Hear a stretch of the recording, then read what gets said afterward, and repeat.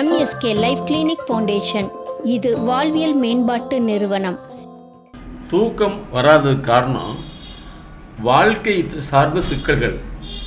கடன் பிரச்சனையாக இருக்கலாம், குடும்ப பிரச்சனையாக இருக்கலாம், உறவு பிரச்சனையாக இருக்கலாம், அலுவலக பிரச்சனையாக இருக்கலாம், அன்பு பிரச்சனையாக இருக்கலாம், காதல் பிரச்சனையாக இருக்கலாம். இப்படி பல்வேறு வாழ்வியல் சார்ந்த பிரச்சனையினால் தூக்கமின்மை ஏற்பட்டால் அதுக்கு எங்களுடைய MSK லைஃப் கிளினிக் ஃபவுண்டேஷன் வாழ்வியல் சார்ந்த பகுப்பாய்வு செய்து தான் அந்த பிரச்சனைக்கான மூல காரணத்தை கண்டறிந்து மாற்றுவதற்கான உளவியல் வழிகாட்டல் சிகிச்சைகளை கொடுத்து வருகிறது. ஆனால் உடல் ரீதியில் ஒரு மிகப்பெரிய பாதிப்பு ஏற்பட்டுச்சு. அந்த பாதிப்பு தூக்கமின்மையை உருவாக்குது அப்படின்னா அந்த உடலுக்கான மருந்து சாப்பிட்டா தான் அது சரியாகும். அது விபத்து சார்ந்த வழியாக இருக்கலாம், நோய் சார்ந்த வழியாக இருக்கலாம். ஆனால் ஒருவேளை நோய் சார்ந்த வழியாக இருந்தாலும் சரி அல்லது விபத்து சார்ந்த வழியாக இருந்தாலும் சரி, அதில் ஏற்படக்கூடிய அச்சத்தின் காரணமாக ஏற்படக்கூடிய உணர்ச்சி சார்ந்த நிலைகளுக்கு உளவியல் சார்ந்த வழிகாட்டல் அவசியம். ஆகவே தூக்கமின்மைங்கிறது ஒரு செயல் அல்ல. ஒன்று வாழ்க்கை சார்ந்தது, இன்னொன்று உலர் சார்ந்த நோயினால் வரக்கூடியது. ஆக இவை இரண்டையும் கண்டறிந்து மாற்றுவதுதான் இந்த தூக்கமின்மைக்கான உளவியல் வழிகாட்டல். மனசு அமைதியான வரக்கூடியது தூக்கம். ஒரு தூக்கம்ங்கிறது என்னன்னா 50 வயசு அப்படின்னு வச்சுங்களேன். 50 வயசுலேருந்து உங்களுக்கு ஏற்பட்டது எல்லாமே நம்ம மனசுக்குள்ளே சுற்றிக்கிட்டே இருக்கும். இதை சுற்றிக்கிட்டே இருக்கையில் என்னென்னா உங்கள் மூளையை சும்மா விடாது. அது ஆக்டிவேட் பண்ணிக்கிட்டே இருக்கும். அதுக்கப்புறம் நீங்கள் எந்த மருந்து சாப்பிட்டாலும் மயக்கத்தில் இருப்பீங்க, ஆனால் மனசுக்குள்ளே ஓடிக்கிட்டே இருக்கும். இதுக்கு ஸ்லீப் ஆக்டிவேஷன் தெரப்பின்னு வச்சுருக்கோம். நீங்கள் அப்படி கண்ணை மூடி ஒரு மயக்கத்தில் இருக்க மாதிரி இருக்கும். ஒரு சின்ன சவுண்ட் கேட்டாலும் விருக்குன்னு ஆயிடும். ஏதாவது ஃபோன் வந்தாங்க கூட, ஏதாவது ஒரு செய்தி வந்தாங்க கூட, யாராவது புதுசாக வீட்டுக்குள்ளே வந்தால் கூட கருக்குன்னு இருக்கும். ட்ரூமான்னு சொல்லுவோம், அதிர்ச்சி. இது வந்துருச்சுனாவே உங்களுக்கு பார்த்தீங்கன்னா நெஞ்சு படபடப்பு நிற்கிறதுக்கு சில சமயத்தில் 3 நாள் ஆகும். பட்டப்பட்டு அடிச்சுக்கிட்டே இருக்கும். அதுக்கடுத்து பார்த்தீங்கன்னா பெண்களாக இருந்துச்சுன்னா ஒன்று பாத்ரூம் போகிறதுல சிரமம் இருக்கும், ஒரு மாதிரி வயிறு அடைச்சி மாதிரி இருக்கும், கேஸ்ட்ரிக் மாதிரி இருக்கும். ஆண்களாக இருந்துச்சுன்னா நெஞ்சை பிடிச்சிக்கலாம், இது இருக்கும். ஸோ இதை மாற்றணும் அப்படின்னு சொன்னால் நாங்கள் ஃபஸ்ட்டு அனலைஸ் பண்ணிவிட்டு 3 மந்த் டெய்லி கன்சல்டேஷனில் இருக்கணும். அது மேடம் தான் டீல் பண்ணுவாங்க. ஒவ்வொரு நாளும் உங்கள் மைண்டில் இருக்கிறது எல்லாத்தையும் நாங்கள் வெளியே எடுக்கணும். ஏன்னா நீங்கள் சின்ன வயசில் பாதிச்சிருக்கலாம், நீங்கள் அன்பாக இருந்து ஏமாற்றப்பட்டிருக்கலாம், அல்லது ஏமாற்றப்படுற மாதிரியான விஷயங்கள் நடந்திருக்கலாம், பொருளாதாரத்தில் நடந்திருக்கலாம். எதுவே உங்களால் கண்டுபிடிக்க முடியாது, உள்ளுக்குள்ளே போய் சிக்கியிருக்கும். அதை வெளியே எடுத்தால் மட்டும்தான் இதில் நீங்கள் வர முடியும். இதனுடைய அடுத்த கட்டம் என்ன ஆகும்னா உங்களுக்கு தலை பாரமாக இருக்கும், கழுத்து வலிக்கும். அதாவது படுத்தீங்கன்னா ஆரம்பத்தில் தூங்கிடுவீங்க, கொஞ்சம் நேரம் கழித்து டப்புன்னு முழிப்பு வந்துடும். அது நீங்கள் தூங்கிட்டே இருக்கிற மாதிரியே இருக்குமே தவிர, ஆனால் தூங்கின மனசு அமைதியான வரக்கூடிய தூக்கம். இது அடுத்த கட்டம் மலச்சிக்கல் வரும். மலச்சிக்கல் அதிகமாகிடும். அதுக்கடுத்து ஒரு குறிப்பிட்ட நிலையில் தூக்க வெறின்னு சொல்லுவோம். தூக்கம் வெறி, தூங்கவும் முடியாது, ஆனால் பயங்கரமாக இருக்குது. தூக்க வெறி வரும். தூக்க வெறி வரையில் அவங்கள யாராவது ஒரு வார்த்தை சொல்லிட்டாங்கன்னா பயங்கரமாக கோபம் வரும். இது ஒரு டைப்பு. இன்னும் ஒரு சிலருக்கு ஏதாவது சொல்லிட்டா அழுக ஆரம்பிச்சிருவாங்க. இந்த 2 விஷயம் நடக்கும். அப்போ உங்களுக்கு தூக்கம்ங்கிறது நாளடைவில் குறைய என்ன ஆகும்னா உங்களுக்கு அழுத்தம் ஏற்படும், பயம் ஏற்படும், திடுக்கம் ஏற்படும். அதுக்கடுத்து நம்ம ஏன் வாழணுங்கிற ஒரு ஃபீலிங் வந்துக்கிட்டே இருக்கும். நம்ம எதுக்கு உயிரோடு இருந்துருக்கு, இப்படி எதுவுமே இல்லை அப்படின்னு சொல்லி வந்துக்கிட்டே இருக்கும். இதெல்லாம் நாங்கள் 1 by 1 கழிச்சு வெளியே எடுத்தால் மட்டும்தான் உங்களுக்கு எப்போ தெரியுதோ அதுக்கு முன்னாடி 5 வருஷத்துக்கு முன்னாடி அது அந்த சிம்டமாக வந்திருக்கும். நல்லா தான் இருக்கிறவங்க என்ன கவலைன்னு தோணுவாங்க. ஆனால் உங்கள் மனசில் ஏற்பட்ட ஒரு சின்ன ஒரு விஷயமா இருக்கும். உதாரணத்துக்கு ஒரு எக்ஸாம்பிள் சொல்கிறேன். ஒரு சயின்டிஸ்ட், அவங்களுக்கு தூக்கமே வரல, குடும்பமே டாக்டர்ஸ். அதுக்கப்புறம் வேறு யாரும் சொல்லி தான் எங்கள்கிட்ட வர்றாங்க. அனலைஸ் பண்ணி ஆச்சரியப்படுங்க. 3 இயர்ஸ் பின்னாடி ஒரு விஷயத்தை கண்டுபிடிச்சோம். மனசுங்கிறது எங்களை பொறுத்தளவு கம்ப்யூட்டர் மாதிரி. அதுக்குள்ளே ஒரு வைரஸ் உள்ளே போயிடுச்சுன்னா அது உள்ளுக்குள்ளே இருக்கும். அது நம்மளை செயல்பட விடாது. அதை செயலை திருப்தி கொண்டு வரதான் எங்களுடைய ஸ்லீப் ஆக்டிவேஷன் தெரப்பியை நாங்கள் போட்டிருக்கோம். ஸ்லீப்பிங் பற்றி எங்களுடைய வீடியோஸ் மட்டும் நிறைய ஒரு 10-25 வீடியோக்கு மேலே போட்டிருக்கோம். பெண்களை பொறுத்தளவு மென்சஸ் ஸ்டாப் ஆகிடும். மலச்சிக்கல் வந்துருச்சுன்னா அது ஃபைல்ஸ் ப்ராப்ளத்துக்கு கொண்டு வரும். ஒரு சிலருக்கு ஒரு சின்ன விஷயம் வச்சுன்னா பொருள் 1 மணி நேரம்லாம் பண்ணுவோம். ஒரு சிலருக்கு வயிறு அடைச்ச மாதிரி இருக்கும், நெஞ்சு அடைச்ச மாதிரி இருக்கும், அப்படி இடைஞ்சலாக இருக்கும். நமக்கு ஒரு எங்கேயுமே ஒரு கவனமாக வேலை செய்ய முடியாது. இதெல்லாம் அந்த சிம்டம்ஸ். ஒவ்வொரு தனி மனிதனுடைய வாழ்க்கையிலும் ஏற்படக்கூடிய பிரச்சனைகள், அதிர்வுகள், எதிர்பார்ப்பு ஃபெயிலியர் ஆகிறது அல்லது வந்து எதுவுமே சமாளிக்க முடியாமல் எதுவுமே வந்து நம்ம நினைக்கிற மாதிரி நடக்க முடியலைங்கிற பட்சத்தில் வந்து அவர்களுடைய அன்றாட வேலைகள் பாதிக்கப்படும். உதாரணத்துக்கு ஒரு கேஸ் ஹிஸ்ட்ரி என்னன்னு சொன்னால், ஒருத்தர் வந்து 1.5 மாதம் குளிக்கவே இல்லை. ஆனால் அவங்க வந்து ஹைஜீனிக்காக இருப்பாங்க, ஹைலி எஜுகேட்டட். அவங்க ஒரு நாளைக்கு வந்து மேக்கப் மட்டும் ஸ்பெண்ட் பண்ணுறது 2000 rupees மேக்கப் ஸ்பெண்ட் பண்ணுவாங்க. ஆனால் அவர்கள்ட்ட ஏற்பட்ட ஒரு வாழ்வியல் சார்ந்த அதிர்ச்சி அவங்க குளிக்க முடியாத அளவுக்கு அவங்கள நிலைநிறுத்திடுச்சு. அந்த அம்மா வந்து 1.5 மாதமாக குளிக்கலையா. அந்த அம்மா நம்ம கிளினிக் வந்துருக்குது குழந்தைகளை கூட்டிகிட்டு படிக்கிறதுக்கு. எப்படின்னா குறைஞ்சது 2500 ரூபாய்க்கு மேக்கப் பண்ணும் ஒரு நாளைக்கு. அப்படி பளபளன்னு வரும். ஆனால் குளிக்கவே மாட்டேங்குது. அதுக்கப்புறம் அனலைஸ் பண்ணி பார்த்தோம்னா எனக்கு கதவை சாத்திட்டா பயமாக இருக்குது, எனக்கு என்னமோ மாதிரி இருக்குதுன்னு சொல்லுவோம். அவருக்கு 40 வருஷம் இந்த மருந்து சாப்பிட்ருக்காரு. அங்கே போய் பார்த்தா அவருக்கு வந்து சும்மாங்கிற வார்த்தையை சொல்லிவிட்டு அவ்வளோதான். ஒரு வாரத்துக்கு அவர் டென்ஷன் ஆகிடுவார், எல்லாத்தையும் உடச்சி எடுத்துருவார். பாத்ரூமில் வந்து கதவை தாழ் போடாமல் தான் குளிக்கிறாரு. அதே மாதிரி ரெட்டை பார்த்துட்டான்னு வச்சுங்களேன், அவ்வளோதான். டென்ஷன் ஆகி எல்லாத்தையும் பண்ணிடுவார். 40 வருஷம் மெடிசன் எடுத்துருக்காரு. அதுக்கப்புறம் தான் நாங்கள் போய் ஸ்டெப் பை ஸ்டெப்பாக அந்த பிரச்சனை என்னன்னு கண்டுபிடிக்கல. அவருடைய 20 வயசில் ஏற்பட்ட ஒரு பாதிப்பு. அவர் என்ன சொல்கிறாரு, நீங்கள் என்ன செஞ்சீங்கன்னு தெரியல, ஆனால் இப்போ நான் நல்லா இருக்கேன். ஒவ்வொரு மனிதனுடைய வாழ்க்கையிலும் வந்து வார்த்தை சார்ந்த ஒவ்வாமை, அதாவது வேர்டு அலர்ஜி, அதுக்கடுத்து வந்து சிலருடைய பேரை கேட்டால் கூட அலர்ஜி, சில உறவுகளுடைய பேச்சை கேட்டால் அலர்ஜி, பல நேரங்களில் வந்து அவங்க ஒரு குறிப்பிட்ட கலர், அதாவது வர்ணங்களை பார்த்தா கூட ஒரு அலர்ஜி. இதெல்லாம் வந்து நீங்கள் மறந்து போட்டு உங்கள் வேலையை பார்க்க வேண்டியதானே அப்படின்னு சொல்ல முடியாது. ஏன்னா அவர்களுடைய வேதனை, அந்த வேதனைக்கு பின்னாடி நிறைய வந்து, அதாவது டார்க் சைடுன்னு சொல்லக்கூடிய ஒரு இருட்டு பகுதி இருக்கும்.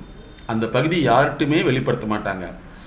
அதோடு அவர்களுடைய வாழ்க்கை மிகப்பெரிய உளச்சிக்கல், மலச்சிக்கல், நினைவுச்சிக்கல், நினைவு சுழற்சியெல்லாம் ஏற்படுத்திகிட்டு இருக்கும். அதை கண்டறிந்து மாற்றுறதுக்கு தான் பேசிக்காக வந்து இந்த 90 days 90 நாட்கள் அவர்களோட மைண்டு பார்ட்னர்ஷிப் அப்படிங்கிற விஷயத்தை நாங்கள் கண்டுபிடிச்சோம். எப்போவுமே நீங்கள் தெரிஞ்சுக்க வேண்டியது, தூக்கம்ங்கிறது வந்து மூளை சார்ந்தது அல்ல, வாழ்க்கை சார்ந்தது. இதுக்கு எந்த பயிற்சி செஞ்சாலும் ஒத்து வராது. இது வந்து சிக்மண்ட் ஃப்ராய்டு என்ன சொல்கிறாங்கன்னா, உள பேதிங்கிறாரு. உங்கள் மனசுக்குள்ளே இருக்கிறதெல்லாம் வெளியே எடுத்தால் மட்டும்தான் உங்களுக்கு ஃப்ரீயாக. அறிவே மனம்னு சொல்லுவோம்.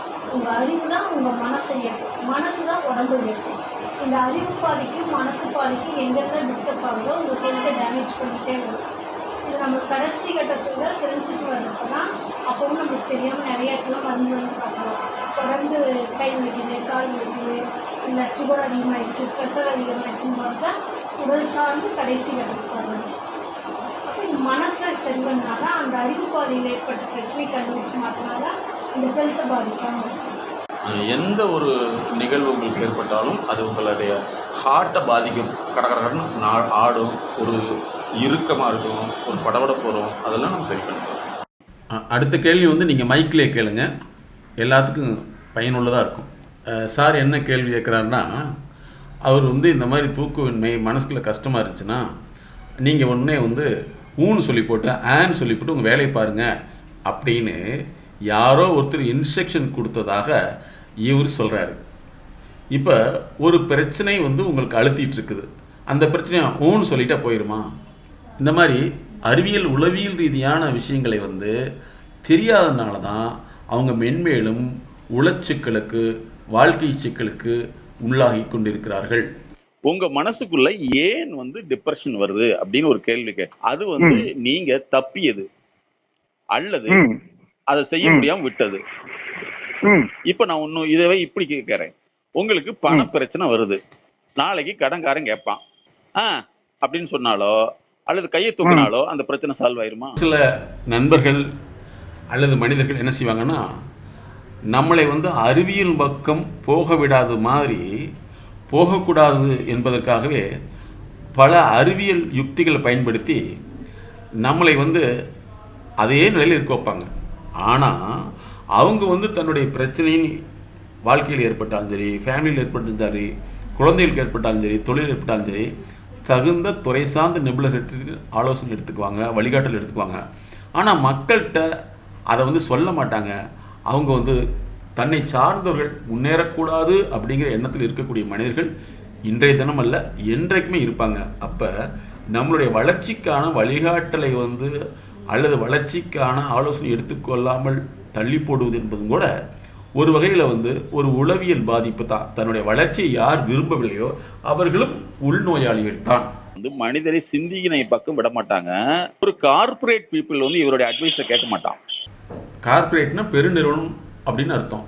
ஒரு கார்ப்பரேட்டில் உள்ளவங்க வந்து பிஸ்னஸ் ப்ராப்ளம், மார்க்கெட்டிங் ப்ராப்ளம் அல்லது வந்து லேபர் ப்ராப்ளம் இந்த மாதிரி பிரச்சனை வரையில் வந்து அப்படின்னு சொல்லிட்டா அந்த பிரச்சனை சால்வ் ஆயிருமா? அப்போ சில மனிதர்கள் தங்களை சுற்றி உள்ளவர்கள் அறிவியல் ரீதியாக முன்னேறுவதை விரும்ப மாட்டார்கள். அப்போ அவங்க பேச்சை கேட்டுட்டு இவங்களுடைய நோயை பிரச்சனையை அதிகப்படுத்திக்கிறாங்க. அதனால தான் பெருநிறுவனம் அப்படிங்கிற தொழிற்சாலையில் உள்ளவர்கள் அந்த துறை சார்ந்த நிபுணர்களை வைத்து வளர்கிறார்கள். மற்றவர்கள் வந்து பக்கத்தில் அவங்ககிட்ட இவங்ககிட்ட கேட்டு தன்னுடைய நோயை வளர்த்தி கொள்கிறார்கள். அடுத்த கேள்வி வந்து தலைவலி ஏன் வருதுன்னு கேட்குறாங்க. நீங்கள் பதிலை தெரிஞ்சுக்கிட்டு இதுதான் நீங்கள் முடிவு பண்ணிடக்கூடாது.